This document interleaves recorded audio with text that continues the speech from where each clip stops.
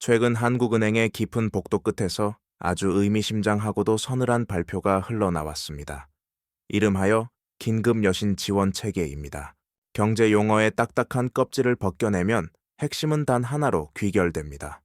대규모 예금 인출, 즉 뱅크런 같은 급작스러운 유동성 위기가 터졌을 때 은행이 가진 대출 채권까지 담보로 잡아 한국은행이 더 넓고 깊게 자금을 공급할 수 있도록 안전판을 확장해 둔 것입니다. 그런데 여기서 우리는 본질적인 질문을 던져야 합니다. 왜 하필 지금일까요? 겉보기에 평온해 보이는 이 시점에 중앙은행은 왜 굳이 긴급이라는 단어가 붙은 제도를 보강했을까요? 이 지점에서 시선을 한국만이 아니라 세계로 돌려볼 필요가 있습니다. 2023년 3월 미국 실리콘밸리 은행 사태. 당시 미 연준은 BTFP라는 긴급 유동성 프로그램을 가동했습니다. 은행들이 국채를 맡기고 자금을 빌려 예금 인출 압력에 대응하게 만든 장치였죠. 한국은행의 이번 체계와 미국의 그것은 설계가 완전히 같지는 않지만 흐르는 메시지는 소름 끼치도록 닮아 있습니다.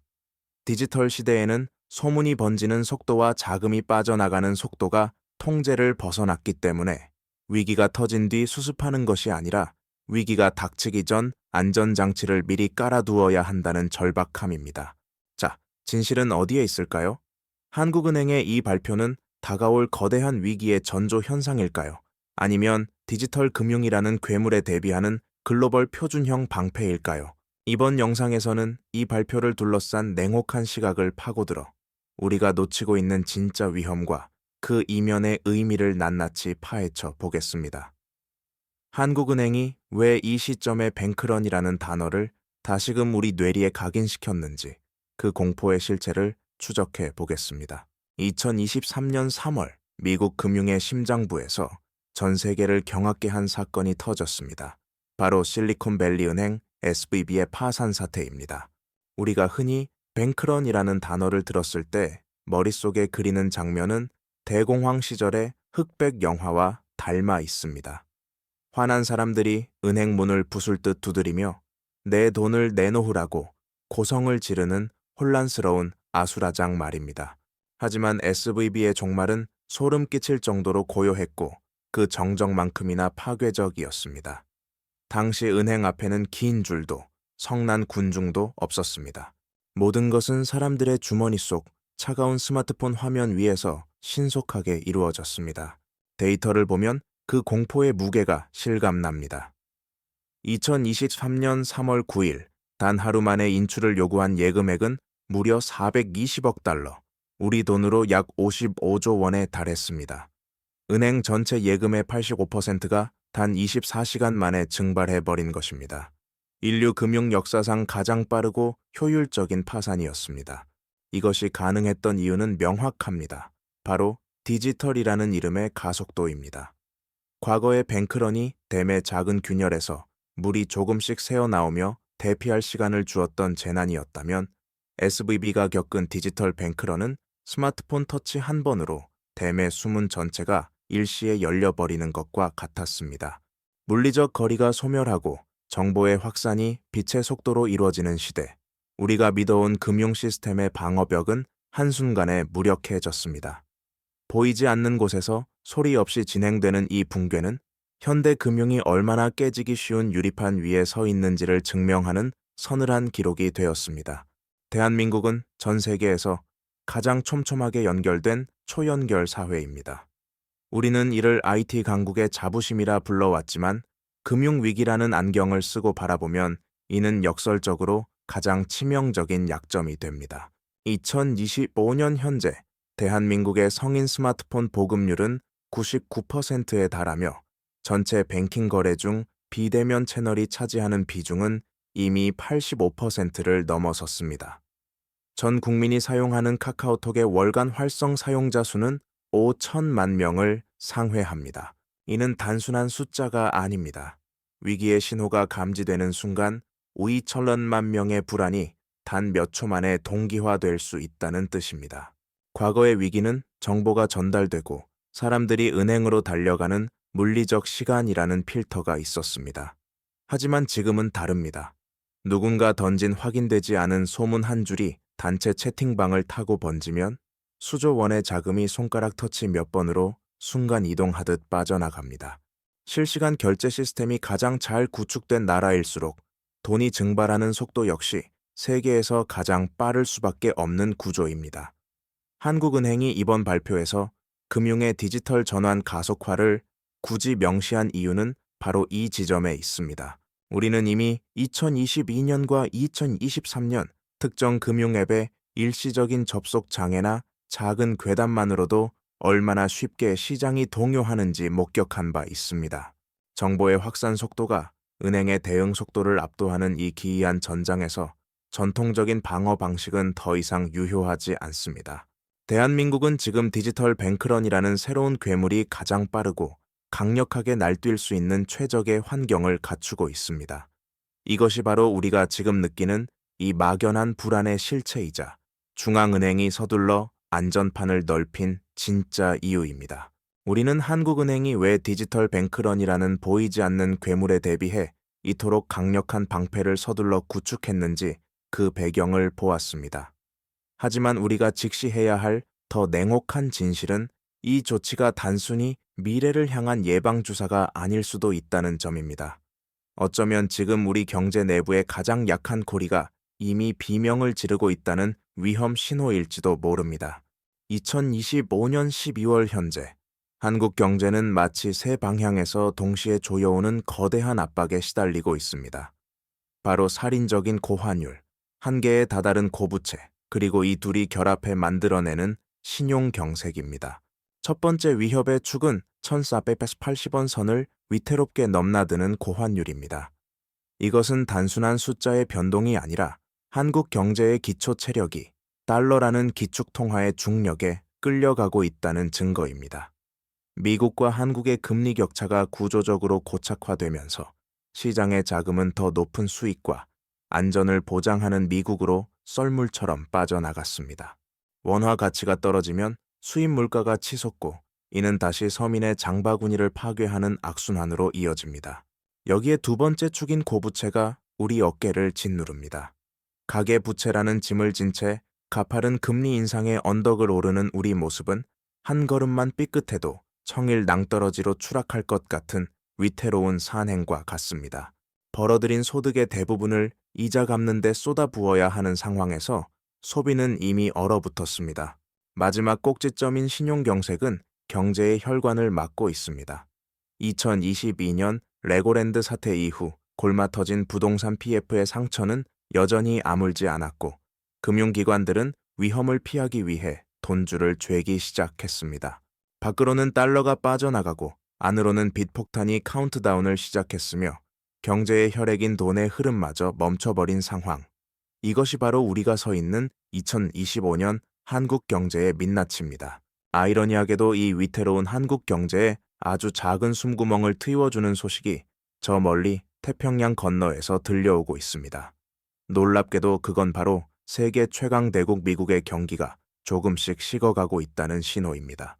미국의 경기가 나빠진다는데 왜 우리에게 숨통이 트인다는 걸까요? 이건 마치 옆집에 불이 났는데 그 덕분에 우리 집 난방비가 절약된다는 말처럼 들릴지도 모릅니다. 이 역설적인 상황을 이해하려면 우리는 한국은행과 미국 연준 Fed 사이에 보이지 않는 사슬을 봐야 합니다. 지난 몇 년간 한국은행을 가장 괴롭혔던 문제는 바로 연준의 공격적인 금리 인상이었습니다. 미국이 금리를 올리니 달러는 강해지고 원화 가치는 떨어졌죠. 이걸 막으려면 우리도 금리를 따라 올려야 하는데 그러자니 가계부채라는 폭탄이 터질 것 같아 이러지도 저러지도 못하는 진퇴양난의 딜레마에 빠져 있었습니다. 그런데 미국 경기가 둔화되기 시작하면 이야기가 달라집니다. 첫째, 미국 경기가 식으면 소비가 줄고 물가 상승 압력이 약해집니다. 둘째, 물가가 잡히면 미국 연준은 더 이상 금리를 올릴 명분이 사라지고 오히려 경기를 살리기 위해 금리를 내릴 준비를 하겠죠. 셋째, 미국이 금리 인상을 멈추거나 내리면 한국은행은 드디어 한숨 돌릴 수 있게 됩니다.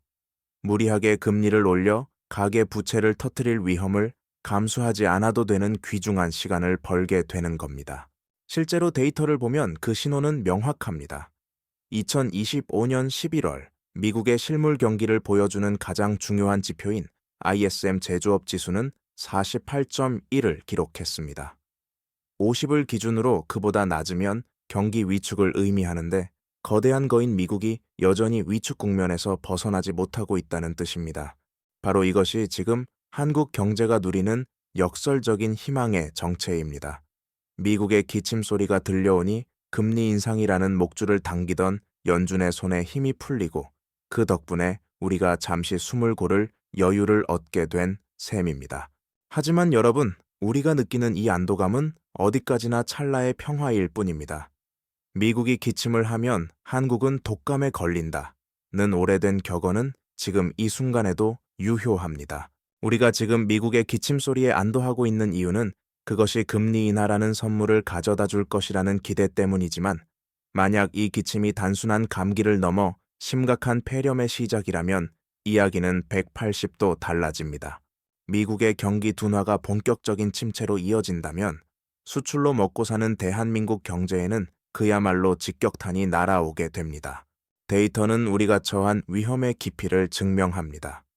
2024년 기준 한국의 총 수출액 중 대미 수출 비중은 약 18%를 넘어섰으며 특정 분야에서는 33%에 달하는 수치를 기록하며 사상 최고치를 경신했습니다. 반도체, 자동차, 배터리 등 우리 경제를 지탱하는 주력 산업들이 미국 시장이라는 거대한 기계에 얼마나 깊이 의존하고 있는지를 보여주는 숫자입니다. 미국의 소비가 멈추면 한국의 공장들도 멈출 수밖에 없는 구조인 것이죠. 결국 지금 한국 경제는 아슬아슬한 외줄 위를 걷고 있습니다. 미국 경기가 너무 뜨거우면 고금리와 고환율 때문에 괴롭고 너무 차가워지면 수출길이 막혀 생존을 위협받습니다. 골디락스, 골디럭스, 즉 너무 뜨겁지도 차갑지도 않은 그 절묘한 상태가 유지되기만을 간절히 바라야 하는 처지입니다. 미국의 기침 소리가 폐렴의 징후가 되는 순간 우리의 희망은 가장 잔혹한 공포로 변할 것입니다. 지금까지 우리는 고환율과 고부채, 그리고 미국의 경기 둔화라는 거대한 톱니바퀴들이 맞물려 돌아가는 아슬아슬한 상황을 살펴봤습니다. 그렇다면 이런 위태로운 것이 경제의 압력이 실제 현실에서는 어떤 모습으로 드러나고 있을까요? 많은 분은 소비 위축이나 집값 조정을 떠올리겠지만 지금 한국 경제에서 가장 빠르게 균열이 번지고 있는 영역은 소비도 부동산도 아닙니다. 바로 기업들의 자금 조달 시장, 다시 말해 회사채 시장입니다. 이곳은 한국 경제의 가장 보이지 않는 뇌관이자 한번 흔들리면 가계와 부동산, 금융까지 연쇄적으로 무너뜨릴 수 있는 구조적 약한 고리입니다.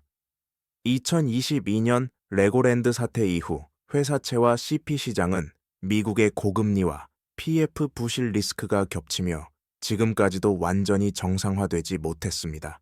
특히 BBB급 이하 비우량 회사채 금리는 최근 9%대까지 치솟으며 외환위기 시기에 근접하는 수준에 도달했습니다. 진짜 위기는 이제부터입니다. 그 핵심은 2025년과 2026년에 한꺼번에 몰려오는 거대한 회사채 만기벽입니다. 2021년 초저금리 파티가 한창이던 시절 기업들이 앞다투어 발행했던 막대한 회사채들이 이제 만기를 맞이합니다. 문제는 당시 1.2%대였던 금리가 현재는 5.7%대로 두세 배 껑충 뛰었다는 점입니다. 이자 보상 배율이 1 미만인 한계 기업 비중이 이미 17%를 넘어선 상황에서 이 금리 구조를 견뎌낼 기업은 많지 않습니다. 실제로 내년 초 만기 도래 예정인 회사채 물량은 24조 원에 달하며 2026년 전체 만기 규모는 무려 78조 원으로 역대 최대치를 경신할 전망입니다. 이미 시장은 얼어붙기 시작했습니다. 우량 기업들이 발행 계획을 내년으로 미뤘고 여러 기업이 발행 일정을 연기하며 발을 뺐습니다. 돈의 흐름이 막히는 전형적인 신용경색의 징후입니다. 한국은행이 긴급 여신 지원 체계를 꺼낸 진짜 이유는 바로 이 78조 원이라는 거대한 파도가 우리 경제의 혈관을 터뜨리기 직전이기 때문입니다. 기업의 도산은 결코 기업 내부의 문제로 매듭지어지지 않습니다. 그것은 우리 공동체의 근간을 흔드는 잔인한 도미노의 첫 번째 조각입니다. 기업이 무너지면 가장 먼저 일자리가 증발합니다. 실업의 증가는 가계 소득의 절벽으로 이어지고 주머니가 가벼워진 사람들은 지갑을 닫으며 소비의 빙하기를 불러옵니다. 소비가 줄면 다시 기업들이 어려워지고 이 악순환은 경제 전반으로 독처럼 퍼져나갑니다. 동시에 기업 부도는 은행, 증권, 보험사의 자산 건전성을 직접 타격하여 금융기관들을 극도의 위험 회피 모드로 몰아넣습니다. 돈줄이 막히는 신용경색의 시작입니다. 특히 2025년 현재 부동산 PF 부실과 기업 도산이 동시에 맞물리며 이 충격은 2배, 3배로 증폭되고 있습니다. 금융권의 부동산 PF 익스포저는 여전히 178조 원이라는 거대한 몸집을 유지하고 있으며 그중 유의부실 우려로 분류되어 정리 및 재구조화가 필요한 사업장만 심기아춘.바 5조 원에 달합니다. 더욱 서늘한 지표는 토지담보대출 연체율입니다. 최근 32.4%까지 치솟은 이 숫자는 건설 현장의 기초 체력이 이미 바닥났음을 의미합니다. 건설업과 제조업의 고용 창출력이 위축되면서 청년층과 취약계층의 삶부터 무너지고 있습니다. 바로 이런 파괴적인 연쇄 반응을 막기 위해 한국은행은 긴급여신지원체계라는 최후의 안전핀을 뽑아든 것입니다. 기업의 위기가 가계의 재앙으로 번지는 길목에서 우리는 지금 가장 위태로운 문턱을 넘고 있습니다. 그렇다면 이 냉혹한 현실 속에서 우리는 어떻게 살아남아야 할까요? 막연한 공포에 휩싸여 멈춰 서 있는 것만큼 위험한 일은 없습니다. 지금 우리에게 필요한 것은 정신을 똑바로 차려야 한다는 구호가 아니라 내 자산을 지키기 위해 즉시 실천할 수 있는 구체적인 행동 지침입니다. 위기의 파고를 넘게 해줄 3가지 생존 전략을 제안합니다. 첫 번째 전략은 원화라는 단일 통화의 함정에서 벗어나는 환율 리스크 헤징입니다. 아주 쉽게 말해 원화 가치 하락이라는 비에 대비해 달러라는 무거운 우산을 미리 챙겨두는 것입니다. 내 자산의 100%를 원화로만 가지고 있는 것은 모든 계란을 원화라는 하나의 바구니에 담고 그 바구니가 바닥에 떨어지기만을 기다리는 것과 같습니다. 가장 간단한 방법은 달러 예금 통장을 만드는 것입니다. 월급의 5%에서 10% 정도를 꾸준히 달러로 바꾸어 저축하십시오. 만약 환율이 1,480원에서 1,600원으로 치솟는다면 원화 월급의 실질 가치는 깎이겠지만 미리 모아둔 달러가 그 손실을 방어해주는 든든한 방패가 될 것입니다. 더 나아가 미국 주식시장 전체를 추종하는 S&P 500 ETF 등에 투자한다면 달러 자산 보유와 글로벌 우량 기업의 성장을 동시에 누리는 이중의 안전장치를 갖추게 됩니다. 두 번째 전략은 디지털 뱅크런 대응 매뉴얼을 내면화하는 것입니다. 이제 뱅크런은 은행 앞에서 줄을 서는 것이 아니라 내 손안의 스마트폰에서 시작됩니다. SNS의 한 줄, 소문이 수십조 원을 움직이는 시대, 우리는 3가지 수칙을 기억해야 합니다. 첫째, 소문의 출처를 확인하십시오. 공식적인 발표가 없는 자극적인 메시지는 왜곡되었을 가능성이 큽니다. 둘째, 예금자 보호 한도를 적극적으로 활용하십시오. 현재 한국은 금융기관별 1인당 1억 원까지 예금보험공사가 전액 보장합니다. 이 범위 안의 돈은 은행이 파산해도 안전합니다. 셋째, 자산의 분산입니다. 한 은행에 모든 자금을 넣어두기보다 예금자 보호 한도 내에서 여러 금융기관으로 나누어 두십시오. 분산만 제대로 해도 뱅크런 상황에서 느낄 심리적 공포와 실질적 충격을 압도적으로 줄일 수 있습니다. 준비된 사람에게 위기는 재앙이 아니라 잠시 지나가는 거친 날씨일 뿐입니다. 운키치 반티어 프롬트. 이제 우리는 위기의 실체를 투명하게 보았고 그에 맞설 구체적인 무기들도 손에 쥐었습니다. 우리가 마주한 한국 경제의 위기는 1997년 IMF 외환 위기처럼 어느 날 갑자기 천둥 소리를 내며 찾아오는 것이 아닙니다. 그것은 이미 우리 삶의 구석구석에 조용히 하지만 아주 깊숙이 새우며 들어있는 구조적인 지각 변동에 가깝습니다. 이 거대한 흐름 앞에서 우리가 가져야 할 최종적인 태도는 공포에 질려 눈을 감는 것이 아닙니다. 오히려 그 어느 때보다 차갑고 냉정하게 현실을 직시하고 현명하게 행동하는 것입니다. 무엇보다 잊지 마십시오. 역사는 증명해 왔습니다. 위기는 준비되지 않은 사람에게만 재앙의 얼굴을 하고 찾아오지만 준비된 사람에게는 언제나 기회라는 또 다른 이름을 숨기고 나타납니다. 한국은행이 긴급여신 지원체계라는 최후의 보루를 정비한 지금, 이 신호를 단순히 두려움의 근거로 삼을 것이 아니라 내 자산과 가족을 지킬 골든타임으로 활용해야 합니다. 지금부터 차근차근 대비해 나간다면 우리는 이 거친 경제의 파도 위에서도 충분히 균형을 잡고 더 멀리 나아갈 수 있습니다. 모두가 불안에 휩싸여 길을 잃는 이 시기에도 여러분만은 흔들림 없이 중심을 잡고 오히려 새로운 기회를 발견하는 지혜로운 투자자이자 생존자가 되시기를 진심으로 응원합니다. 긴 터널의 끝에는 반드시 빛이 기다리고 있으며 그 빛을 가장 먼저 발견하는 사람은 공포를 이겨내고 끝까지 깨어 있는 사람일 것입니다. 시청해 주셔서 감사합니다.